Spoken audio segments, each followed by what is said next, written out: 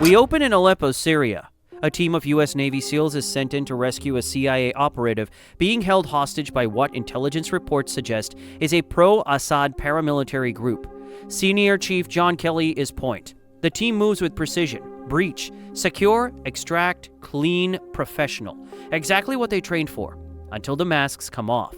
Because the men holding the operative aren't Syrian militants at all. They're Russian military, active duty, operating on foreign soil in a situation they were never supposed to be caught in. The SEALs complete the mission and get out, but the damage is already done. The Russians know exactly who was in that building. 3 months later, the payback starts. 2 members of Kelly's team are killed in separate, carefully coordinated attacks. No noise, no witnesses, no trail. Russian FSB operatives, quiet professionals sent to clean up an embarrassment. They work through the list methodically, and then they come for Kelly. They break into his home in the middle of the night.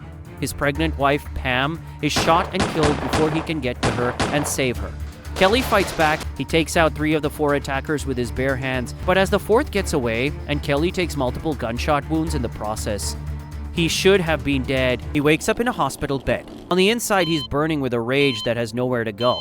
Because when the doctors tell him to rest, to heal, and give his body time, Kelly listens politely, but the moment he's physically capable of standing, he starts planning. In Washington, Kelly's SEAL team leader, Lieutenant Commander Karen Greer, is already in meetings. He sits down with CIA operative Robert Ritter and Secretary of Defense Thomas Clay to try to make sense of what just happened. Russian FSB operatives killing American soldiers on American soil is unprecedented. The fallout is immediate. U.S.-Russia relations, already strained, are now in freefall. Whispers of a new Cold War are getting louder by the day. The CIA refuses to launch a formal investigation. Greer decides to take matters into her own hands. She passes what confidential information she has directly to Kelly, because if the system won't move, the man who lost the most will. Kelly uses it.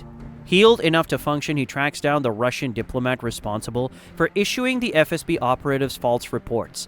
He gets the man alone, gets the name he needs, the surviving assassin, the 4th man who walked out of his house the night Pam died, and then he kills him. The surviving operative is Viktor Rykov, former Russian Special Forces, currently hiding in Murmansk. Kelly is arrested immediately for the diplomat's murder and thrown in prison. But he isn't done. From his cell, he negotiates. He has something they want, Rykov's location, and he knows exactly what to ask for it in return. He wants to be part of the team that goes in to bring Rykov in. Secretary of Defense Thomas Clay agrees. Kelly gets his shot at Rykov. In exchange, he serves his own full sentence once the mission is complete. Kelly shakes the man's hand. He has no intention of keeping that promise. The mission takes shape fast.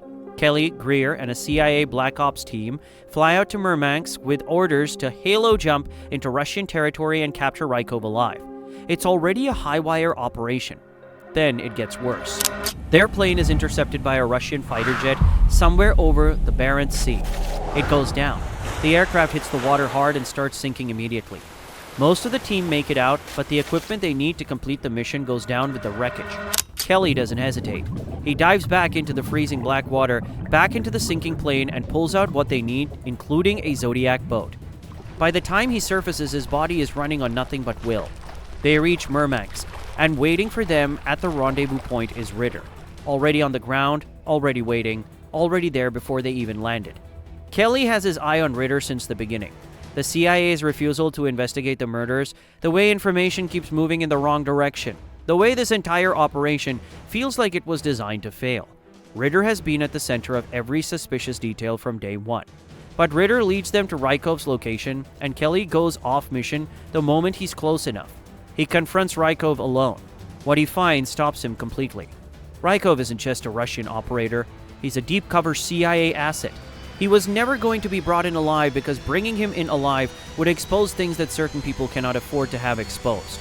Before Kelly can get a single answer out of him, Rykov detonates a suicide vest strapped to his chest. He takes everything he knew with him. The team is immediately pinned down by sniper fire. Russian police fled the area. The mission has collapsed completely, and standing in the middle of the wreckage, it becomes crystal clear this was never a capture operation. It was a trap. Someone wanted American soldiers killed on Russian soil. Someone wanted an international incident. Someone wanted a war.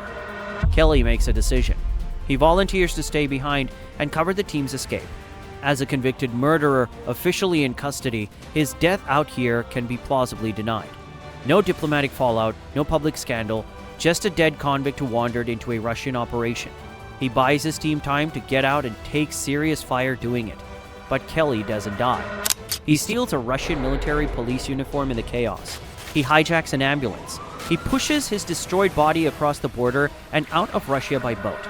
Back in Washington, Ritter officially lists Kelly as killed in action, which is precisely what Kelly needed him to do. Because officially, dead men can go anywhere. They can do anything, and nobody is looking for them. Kelly now has one name left. It was never Rykov. Rykov was the weapon. It was never Ritter. Ritter was a tool. The man who designed all of it, who leaked SEAL teams' identities to the Russians, who orchestrated Pam's murder, who set up the Murmansk trap, who has been engineering a war between two nuclear powers from behind a mahogany desk in Washington, is Secretary of Defense Thomas Clay. Kelly gets to him. He gets Clay alone in a car, and he makes it very clear how the next few minutes are going to go. When Kelly is done asking questions, Clay talks. He confesses everything. He was behind the intelligence leaks. He arranged the FSB attacks. He set up the Murmansk mission knowing it would get American soldiers killed on Russian soil. He needed an international incident. He needed a war.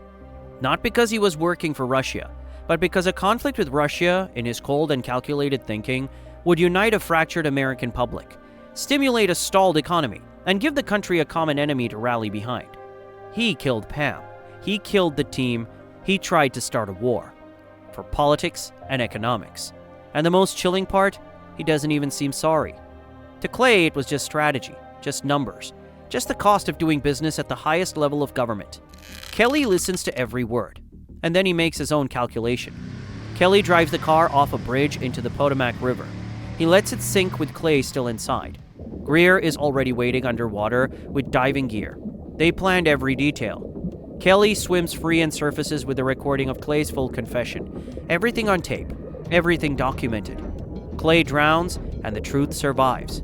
At Washington Union Station, Ritter, who cooperated once he understood what Clay had done, hands Kelly a new identity, new name, new documents, a clean slate, and a way out. Kelly walks away as John Clark. 1 year later, Clark sits across from Ritter, now promoted to director, and puts one idea on the table. The world has threats that no single country can handle alone. The kind of threats that fall through the cracks between governments, between jurisdictions, between rules of engagement. Someone needs to operate in those spaces. Someone with no flag, no politics, no hesitation. He wants to build that team. He calls it Rainbow. Because John Kelly, the man who lost everything in a single night and burned the people responsible to the ground, is officially dead. But John Clark is just getting started. If you enjoyed this recap of Without Remorse, make sure you subscribe, turn on notifications, and drop a like to support the channel. Let me know in the comments, did you see Clay coming, or did the twist catch you off guard? I'll see you in the next one.